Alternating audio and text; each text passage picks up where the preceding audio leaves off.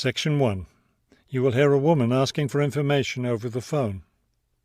First, you have some time to look at questions 1 to 5 on page 45.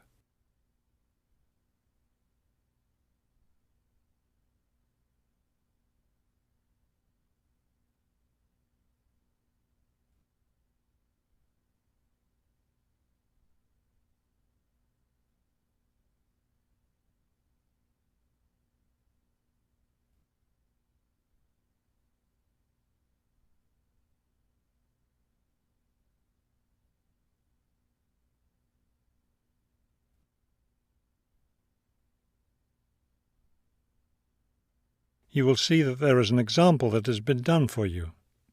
On this occasion only, the conversation relating to this will be played first.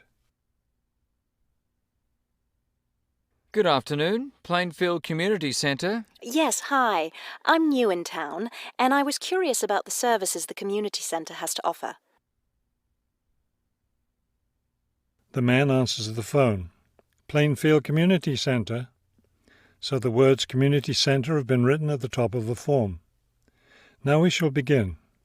You should answer the questions as you listen, because you will not hear the recording a second time.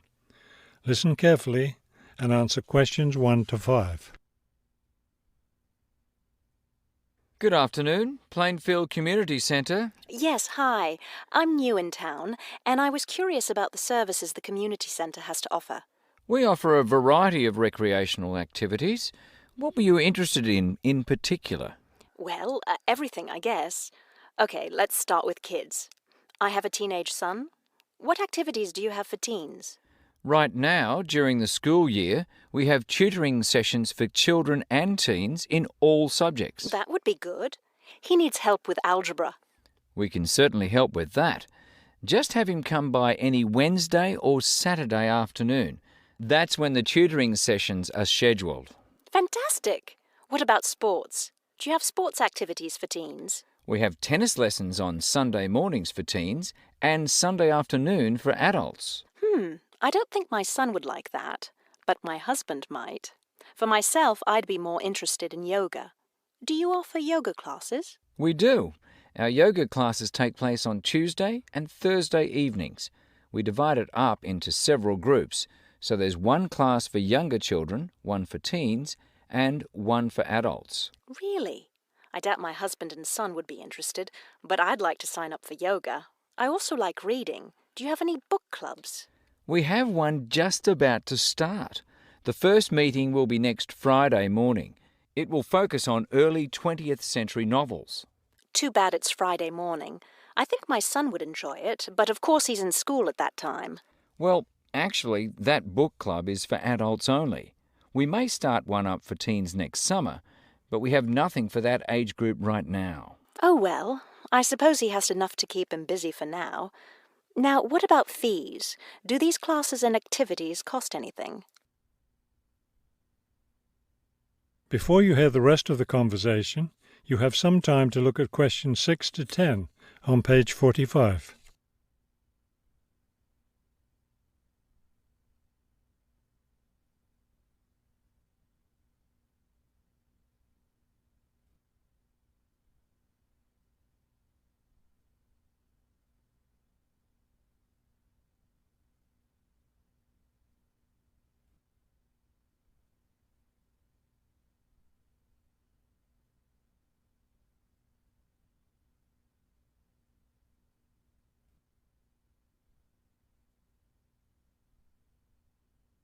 Now listen and answer questions 6 to 10.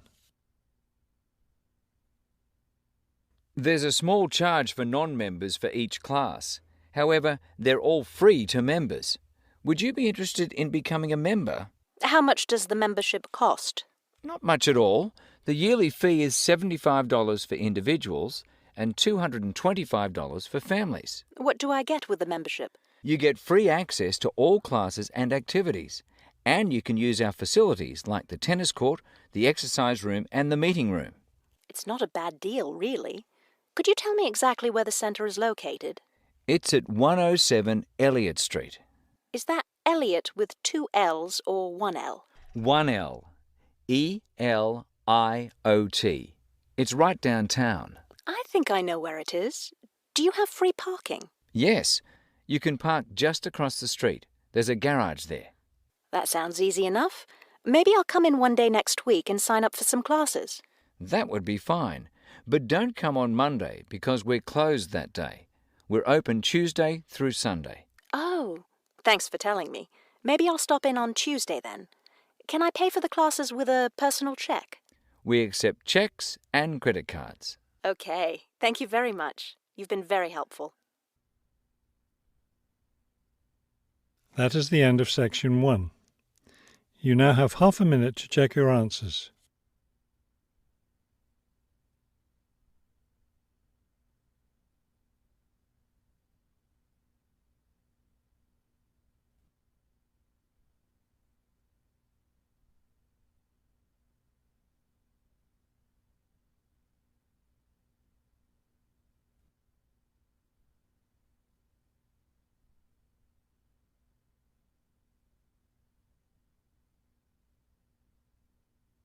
Now turn to section 2 on page 45.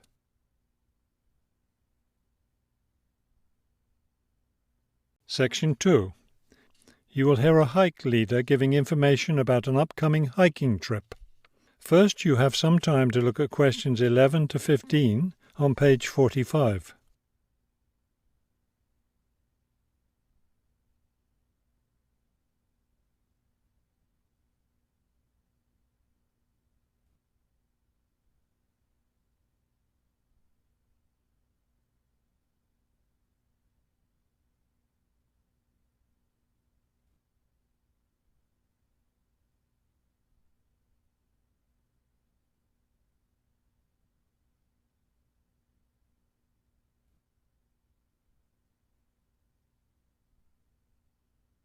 As you listen to the first part of the talk, answer questions 11 to 15.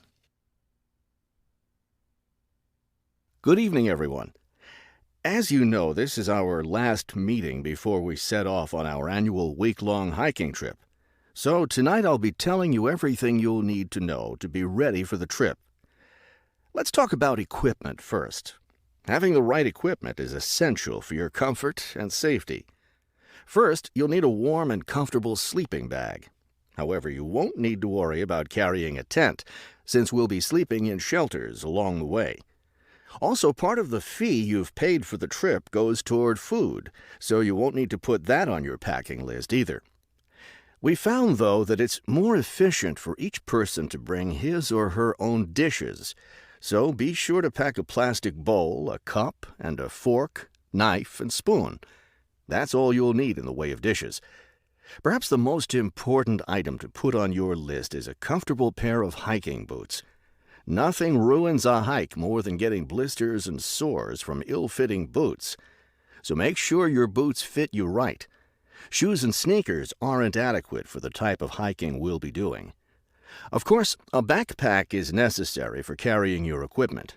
Make sure you have one that's lightweight and comfortable to carry. Walking poles have become popular among hikers recently, but we don't recommend them. They can get in the way when too many hikers are using them at once, and some serious injuries have been caused. So it's best to leave those at home. Let's see. What else? Oh, yes. Some people have asked me about trail maps. They're available, but you really don't need them, as your hike leaders have scouted out the trail and will be guiding you along the way. And don't forget to bring a warm jacket. You may think you won't need one in this warm summer weather, but remember that evenings in the mountains can get quite cold.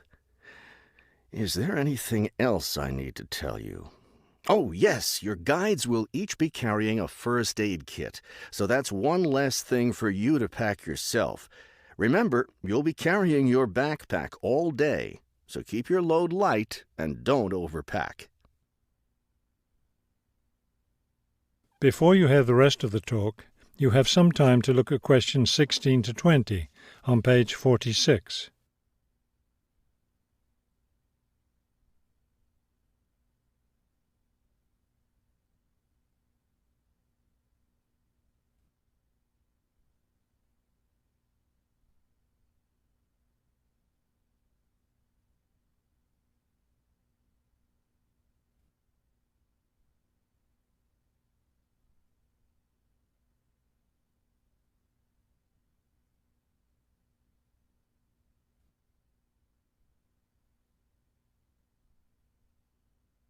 Now listen and answer questions 16 to 20. I know you're all experienced hikers, but it's always worth repeating the rules of the trail since they're so important. These rules are in place for the safety of everyone on the trip. As you know, there'll be a hike leader walking at the head of the line who will show the group the way. At the end of the line will be the rear leader, or sweep. It's important to always stay ahead of this person while we're on the trail. There are several different trails on the mountain where we'll be hiking, and they cross each other at some points. When you come to any intersection of trails, stop and wait for the rest of the group to catch up. This way we can be sure that no one goes off on the wrong trail. Let me emphasize here how important it is to stay on the trail. We'll be climbing through some steep and rocky areas. Don't be tempted to go off on your own and try to climb some rocks. That can be quite dangerous. Also, it's not likely, but it is possible that we'll encounter some large wild animals along the way. The last thing you want to do is try to feed any of them. That will just encourage them to follow us, which could lead to some dangerous situations. One last thing before we set off hiking each morning, be sure to fill up your water bottle. This is perhaps the most important safety rule. Dehydration can be a serious problem when you're out in the wilderness, so you must always be sure to carry an adequate supply of water with you. I think that covers just about everything. Are there any questions? That is the end of section 2. You now have half a minute to check your answers.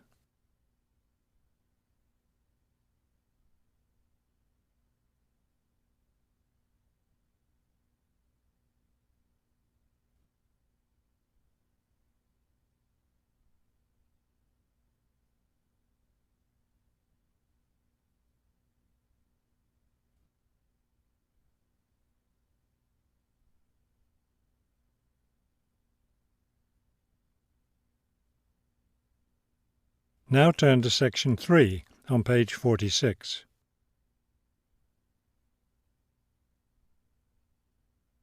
Section 3.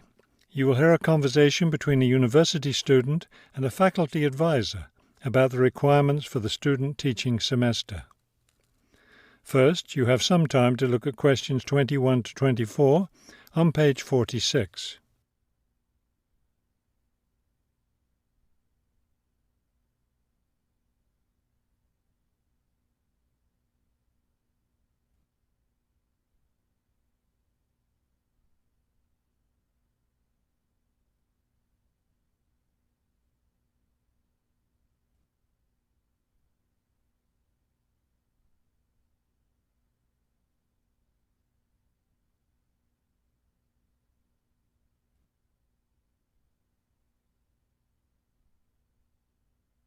As you listen to the first part of the conversation, answer questions 21 to 24.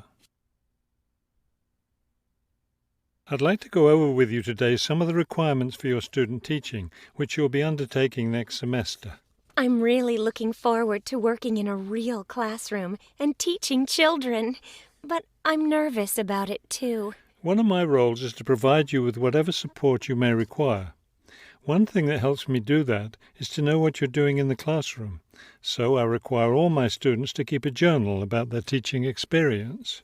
That sounds like a lot of work. Will I have to write in it every day? Yes, if you can. You'll give it to me at the end of each week. Another thing I'll want from you is a few sample lesson plans. I'll let you know ahead of time exactly how I want you to do them. Several of us from the university will be student teaching at the same school. Are we supposed to get together regularly to discuss our work? I'll meet with each student teacher individually, but you aren't required to meet with each other. Of course, you can talk together as much as you want. You will, however, have to observe some of the other teachers in the school, besides the teacher you'll be working with. Then will I get an evaluation from my supervising teacher at the end of the semester? Actually, no. I'll do your evaluation, and I'll base it on several things. One is your required portfolio, which should contain samples of your class activities and your students' work. Another important thing is your term paper. Then there won't be a final exam? No, we don't feel that's necessary for student teaching. Before you hear the rest of the conversation, you have some time to look at questions 25 to 30 on page 46.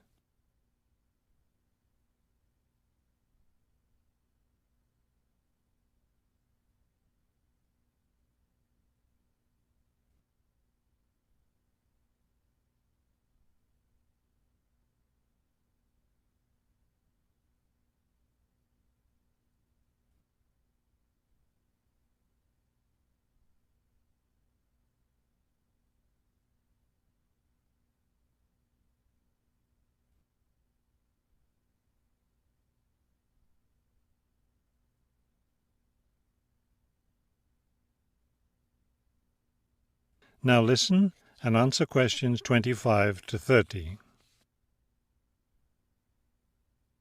I know I have to get an agreement form signed. Since you're my advisor, are you the one to do that? No, that form is for your supervising teacher to sign, to document that he or she agrees to have you in the classroom as a student teacher. Oh, I see. I'm concerned about the term paper I'll have to do and the evaluation process. I'm not sure I understand what I'm supposed to do. Regarding the term paper, the first thing is to choose a topic. It should be related to your teaching work. You should let me know your term paper topic by the end of the first week of the semester. Will you be observing me regularly in the classroom? Yes, and during the fourth week of the semester, we'll have our first evaluation meeting to discuss my observations. One thing I'm really looking forward to is the student-teacher conference that the university puts on every year. I'm glad you're looking forward to it. Of course, everyone in the program is required to attend. The conference takes place, let me check. Yes, the seventh week of the semester. When will I have to turn in my term paper? The term paper is due by the end of the 14th week of the semester. Then during the 15th and final week, we'll get together one last time for a semester review. Wow, it looks like I have a busy semester ahead of me. That is the end of section 3. You now have half a minute to check your answers.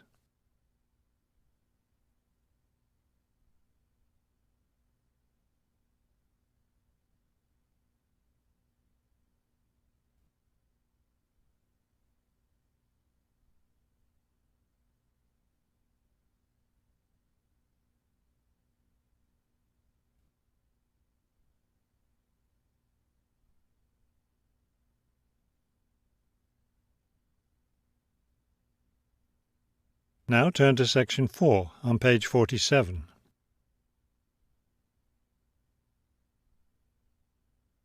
Section 4. You will hear a lecture about customer psychology. First, you have some time to look at questions 31 to 35 on page 47.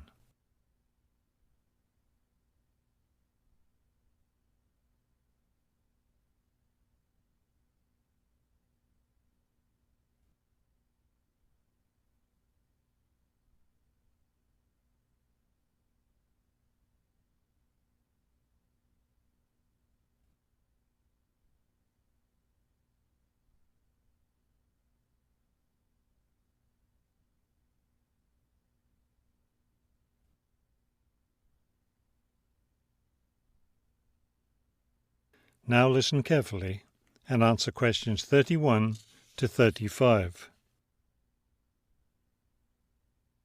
An understanding of customer psychology is an invaluable aid for retailers looking for ways to increase sales. Much can be done to the store environment to encourage shoppers to linger longer and spend more money. The first aspect to consider is the physical organisation of the store. Placement of merchandise has a great deal of influence on what customers buy. For example, a common practice among retailers is to place the store's best-selling merchandise near the back of the store. In order to get to these popular items from the front entrance, customers have to walk down aisles filled with merchandise that they might not see otherwise. Carpets are also used to direct customers through particular areas of the store. Retailers choose carpets not only for their decorative or comfort value, but also because lines or other types of patterns in the carpets can subtly guide shoppers in certain directions. Besides encouraging shoppers to go to certain areas of the store, retailers also want to keep them in the store longer. One way to do this is to provide comfortable seating throughout the store, but not too close to the doors. This gives customers a chance to rest and then continue shopping. Retailers can do a number of things to create a pleasant atmosphere in the store, thereby encouraging more purchases. Music is commonly used, not as entertainment, but as a calming influence. It can slow the customer's pace through the store, making them spend more time shopping and consequentially making more purchases. Scents are also used in various ways. Everyone has had the experience of being drawn into a bakery by the smell of fresh bread. Experiments have been done with other types of scents as well. For example, the scent of vanilla has been used to increase sales in clothing stores. Before you hear the rest of the talk, you have some time to look at questions 36 to 40 on page 48.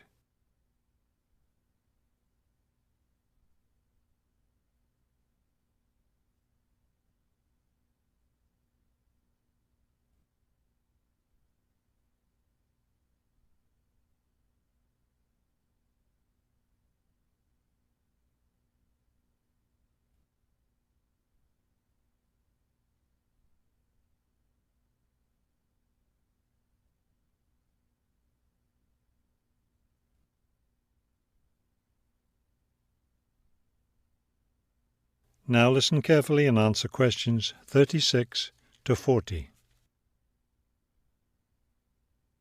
Use of colour is another important aspect of store environment. Certain colours can affect behaviour as well as mood. Light purple, for example, has been found to have an interesting effect on customer behaviour. People shopping in an environment where light purple is the predominating colour seem to spend money more than shoppers in other environments. Orange is a colour that's often used in fast food restaurants. It encourages customers to leave faster, making room for the next group of diners. Blue, on the other hand, is a calming colour. It gives customers a sense of security, so it's a good colour for any business to use. In addition to using colour to create mood and affect customer behaviour, colour can also be used to attract certain kinds of customers to a business. Stores that cater to a younger clientele should use bold, bright colours, which tend to be attractive to younger people. Stores that are interested in attracting an older clientele will have more success with soft, subtle colours, as older people find these colours more appealing. That is the end of section 4. You now have half a minute to check your answers.